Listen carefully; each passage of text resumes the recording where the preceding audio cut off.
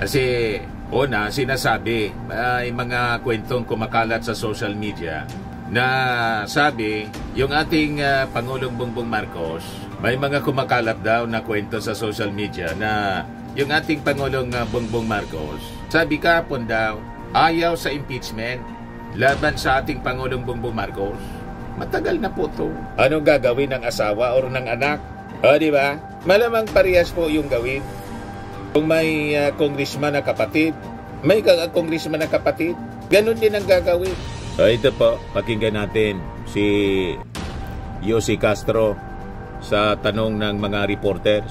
Medyo nag-react po siya doon sa yung pag-welcome ng pala sa legitimate opposition, pero parang lalabanan yung mga obstructionists. Ang sabi po ni Senator De La Rosa sa interview, nagpapagang mga balita at pagtalakay sa mga isyu na lipungan. Pulsa! Opinyon, banat at paglalantad sa katotohanan. Pulsa! What you see is what you get. You decide. Balik tayo mga kababayan sa ating mga discussions. Si Dante Maravillas po ito, vlogger, broadcaster from Bicol Region. Pag-usapan natin yung mga na-discuss na mga topics doon sa press briefing mga kababayan ng Palasyo Malacanang, kung saan sinagot ni Yossi Castro yung mga controversies. Kasi una, sinasabi, may mga kwentong kumakalat sa social media na sabi, yung ating Pangulong Bongbong Marcos, may mga kumakalat daw na kwento sa social media na yung ating Pangulong Bongbong Marcos, sabi kahapon daw, ayaw sa impeachment laban sa ating Pangulong Bongbong Marcos. Matagal na po to. Ayaw man talaga po ng ating Pangulong Bongbong Marcos sa impeachment. Hindi pa ba yun malinaw? Ang nagsasabi po na gusto ng ating Pangulong ma-impeach si Sara Duterte, yung kampo ni Digong, kampo nila, akusasyon po yan, mga kababayan, ng kampo ng mga Duterte na yung ating Pangulo gustong ma-impeach si Sara. Ayaw po ng ating Pangulong ma-impeach si Sara. Kumbaga na-impeach siya kasi may nag-file ng impeachment. At nang makita, mga kababayan ng mga congressmen, especially the majority, pumirma na rin po, in-endorse nila sa pamumuno ni Speaker Martin Romualdez at nanguna sa signature si Sandro Marcos. O ngayon, kasi nandyan na yan sa Senado. Ang bula na sa Senado po, irerespeto siyempre ng ating Pangulong Bongbong Marcos yung proseso, rule of law ang ating Pangulong Bongbong Marcos. Di ba yan malinaw? Kahit ayaw, yan ang independence and separation of the three branches of government. Hindi nangingialam po yung ating Pangulo ng impluensya. Hindi tulad ng previous administration. Yan kasi tinutulad ninyo sa administrasyon ni Digong na lahat pinakikialaman. Iba po magpalaka. Iba yung tawag dito, management style, leadership style ng ating Pangulong Bongbong Marcos. May pagrespeto kahit po sa oposisyon. Kaya tingnan ninyo, kahit si Risa Ontiveros po, doon sa issue ng Pogo, nang magsuna yung ating Pangulong Bongbong Marcos at sabing simulaan niya ngayon, ipatitigil ko na ang operasyon ng Pogo. Napatayo po, standing ovation po yung mga senador. That includes Risa Ontiveros.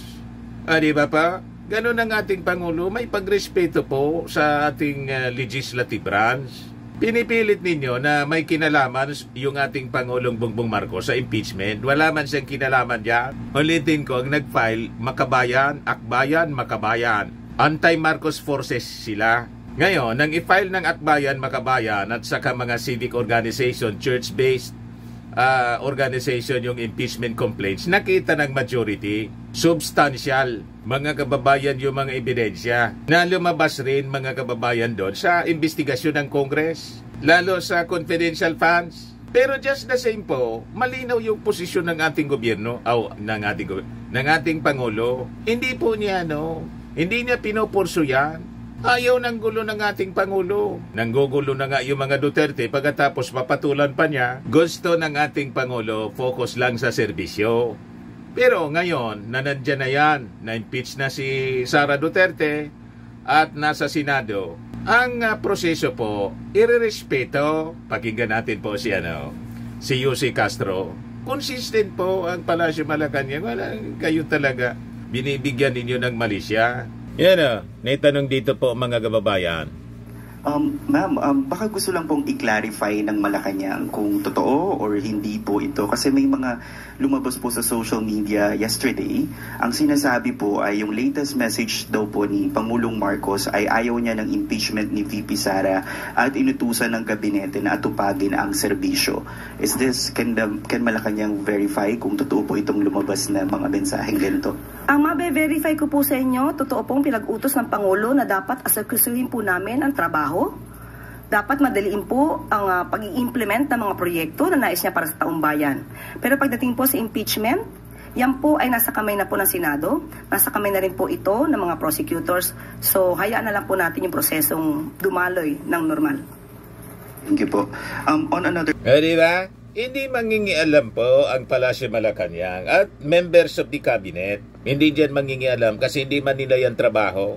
Yan ang impeachment na yan, trabaho ng Congress, trabaho ng Senado. Hindi mang-influensya dyan. Ngayon, kasi gumulong na yung impeachment, kailangan naman yung ating Pangulo pilitin po yung mga, yung congressman, si Speaker Martin Romualdez, sabihing i-withdraw. Magkakagulo pa ganyan. Di ba? Kahit sila magpinsan, nire-respeto ang mga desisyon. Yung anak na mismo, si Sandro, these are responsible people. At may kanya-kanya silang pananaw. Mga kababayan sa buhay, sabihin pang tatay ni Sandro Marcos yung ating Pangulo. Maintindihan man natin kung bakit mga kababayan, unang pumirma si Sandro, kasi pinagbantaan ni Sara yung kanyang tatay, yung kanyang nanay, pati yung kanyang pinsan, nalangan man. Kayo man yung pagbantaan. Halimbawa, baliktarin natin. Si Sara, binantaan ng ating Pangulong Bongbong Marcos na ipapapatay. Anong feeling ninyo? Anong gagawin ng asawa o ng anak? Di ba? Malamang parehas po yung gawin. Kung may congressman na kapatid, may congressman na kapatid, ganun din ang gagawin. Mangunguna sa pagpirma ng impeachment. Kasi nga po, do not do unto others what you do not want others do unto you. That is the golden rule, mga kababayan. Ang problema dito sa kampo ng mga Duterte, ang gusto nila, sila lang yung magbanta ng magbanta. At pag nakagawa sila, mga kababayan ng mga pagkakamali, ang gusto nila, wag lang silang pansinin. Masyado naman pong entitled. Wag naman ganyan. Di ba po, mga kababayan? O ngayon, si Senator Bato gumawa ng sariling kwento. Mga tawag dito sa amin, mga balubagi. Gawa-gawa, mga imbintong kwento. Minisquote, mga kababayan, yung ating Malacanang press briefer, si Yussi Castro, tungkol sa issue ng oposisyon at yung pagtawag sa kanila. Hindi man nga pinangalanan kasi sa pananaw ni Yussi Castro, iba yung opposition, the true opposition, ang kinikilala na opposition, legit na opposition po. Yung grupo po ni Risa Ontiveros, yung mga dilawan, yan ang mga legit na opposition.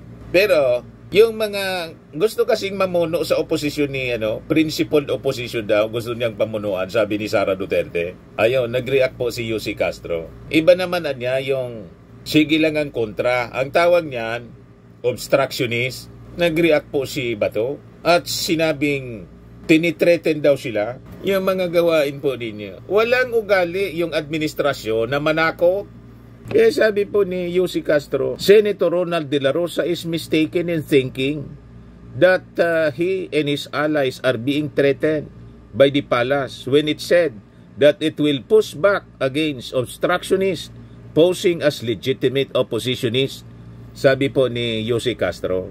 Yussi Castro made the pronouncement in response to De La Rosa, who accused her of warning and threatening senators when she previously stated that the palace is ready to work with members of the legitimate opposition but not obstructionists. Mahilig kayo po maglagay ng mga salita sa bibig ng ibang tao, putting words into the mouth of other people. Yung mga ugali ninyo, binibigay ninyo sa Palasyo Malacanang. Hindi po marunong manakot ang Palasyo Malacanang, hindi tulad ng previous administration na mahilig manakot. At pag nanakot po, tinutuluyan tulad po ni Laila de Lima. You see? O ngayon, pakinggan natin si Yussi Castro, mga kababayan. Kasi sabi po ni Yossi Castro, with the new set of senators, hindi na po titingnan ng ating presidente kung anong kulay ka. Ang panawagan ng presidente, magtulungan po para sa ikauunlad ng bagong Pilipinas. Kung hindi man ninyo tawagin na bagong Pilipinas, kasi na-insulto kayo. Ayaw ninyo na magtagumpay ang ating Pangulo para sa bagong Pilipinas. Gusto ninyo lumang ugali, lumang Pilipinas, masamang ugali. Pero at least wag ninyong ang pakiusap man lang. Do not be an obstructionist. Kasi siniswelduhan kayo, tama naman yung posisyon ng ating gobyerno. Hinalal kayo ng bayan. Ang problema kasi sa inyo, tumakbo kayo, hindi man yung intensyon maglingkod sa bayan, kundi maglingkod kay Sara, maglingkod kay Digong, tawag nga sa inyo, Duterte. Malinaw, di ba? So, luging-lugi. Ang ating mga mamamayang Filipinong, sumusweldo kayo, plus Christmas bonus. Mula sa taxes ng ating mga tao, mga mamamayang Filipino, pagkatapos, Duterte pala kayo. Interes ni Digong, interes ni Sara, ang inyo pong pinagtatanggol. Yan ang napakasamang palad, mga kababayan, na tumama sa ating bansa. Kasi nalinlang yung mga tao.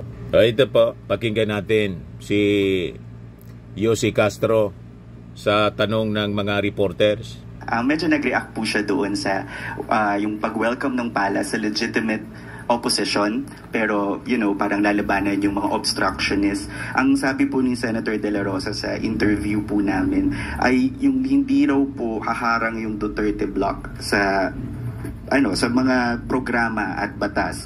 Pero sana raw po, sabi niya, kung gusto nila ng magandang samahan, magandang cooperation, do not start with warning or threatening the senators. With all due respect to Senator Bato de la Rosa, bato-bato sa langit, ang tamaan ay huwag magalit. Unang-una po, wala tayong pinangangalanan kung sino man. Ito po ay pangkalahatan. Ang nais po natin sa taong bayan ay huwag maging obstructionist para magtuloy-tuloy po ang mga gandang proyekto at programa ng Pangulo at ng administrasyon. Wala po tayong tinireten. Wala po tayong tinireten na senador. Sana po ito ay napakinggan man lang sana niya yung mga words na aking nasabi para siguro po maiiba ang kanyang impresyon at ang kanyang tugon kung nadinig niya yung buo kong sinabi. Ang sabi natin, ang mga lehitimong oppositionist ay welcome dahil kailangan po yan sa isang demokratikong bayan.